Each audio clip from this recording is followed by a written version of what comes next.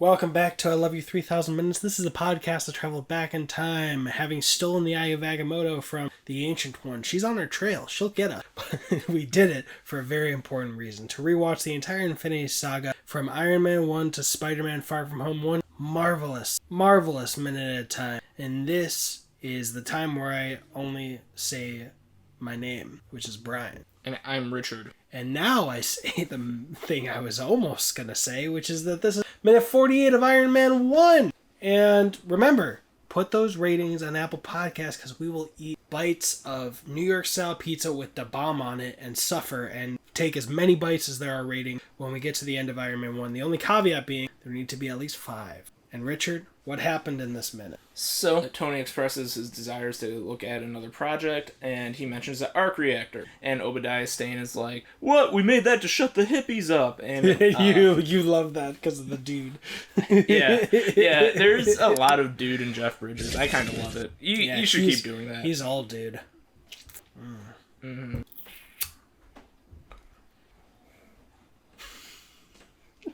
Mm-hmm.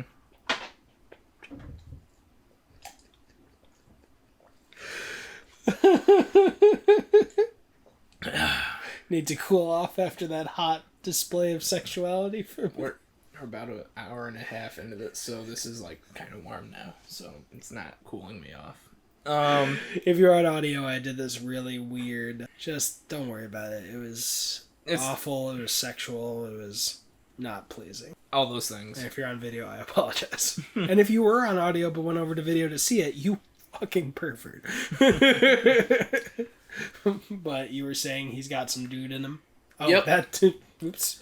Mm-hmm. So there's a clear conflict of interest there. And I said oops because of phrasing. Sorry. They were saying that they hadn't had a development on that in 30 years. So they last worked on it 30 years ago, which makes it a very old project. Yeah, there's been no breakthroughs in that time. Even before that, he's still trying to convince him not to shut down the weapons manufacturing division by saying that what we do keeps the world from falling into chaos, which made me think about the current predicament we're in, which is, we'll tell you when we're recording, but defund the police or, take the funds and responsibilities the police officers have for less serious things like homelessness or things and put them into other programs because they'll be cheaper and you'll be able to do more. So that made me think of how if this isn't working, maybe Tony will try to do something like that with his weapons manufacturing kind of funds. Could be. Put it into alternative approaches. And furthermore, Tony says we can do better, which is just a really good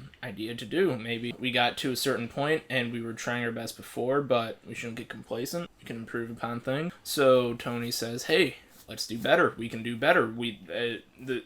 You're saying you're keeping the world from falling into chaos. Not from what I saw, we could do better. Yeah, and that's very interesting because in the beginning of Endgame, he says, we don't prevent these things. We're the Avengers. We go in after, right? We're not the pre-Vengers. So in a way, even though he's been doing things that are net positive, compared to how he was in the beginning of this, it's still not as much of a preventative measure. And when he does try a preventative measure, he ends up with Ultron.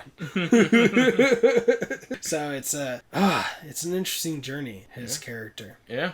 He says, could you have a lousier poker face, which is ironic since not once before leaving did he say, you have a lousy poker face. Are you trying to kill me? Right. Yeah. He doesn't catch on to that. Yeah. But basically they both know that Obadiah knows about an arc reactor in his chest. And so eventually Rhodey or Pepper? Just Rhodey or Pepper? Which one? Okay, Rhodey.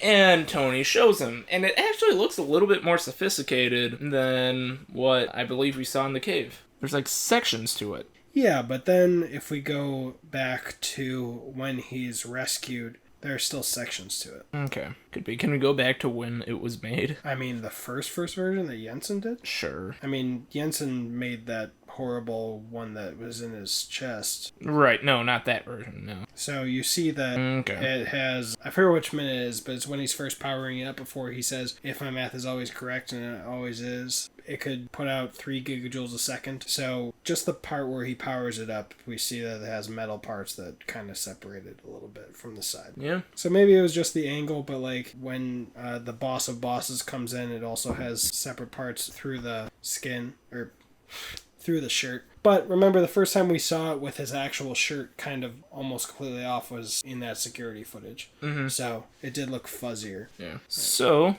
he gets to the point of showing him. Yeah, he starts unbuttoning his shirt, looking around to see if anyone's got some camera, because this could be a very spicy angle. Mm-hmm. So Tony, when he was in the cave, just thought of a random little side project that his company was doing to save his life, as a better, efficient solution for the metal sinking deeper into his chest. Yeah, I mean, remember when he was being tortured, he had a vision of the arc reactor. Mm-hmm.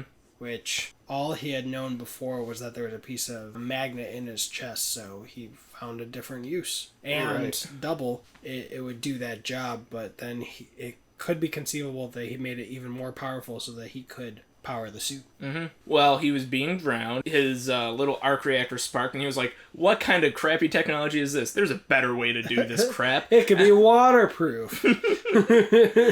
And then they pull him up. Yeah. I mean, without that little bit of torture, we might not have gotten Ultron. The mother of invention is necessity. Yeah. And the mother of vision is Ultron.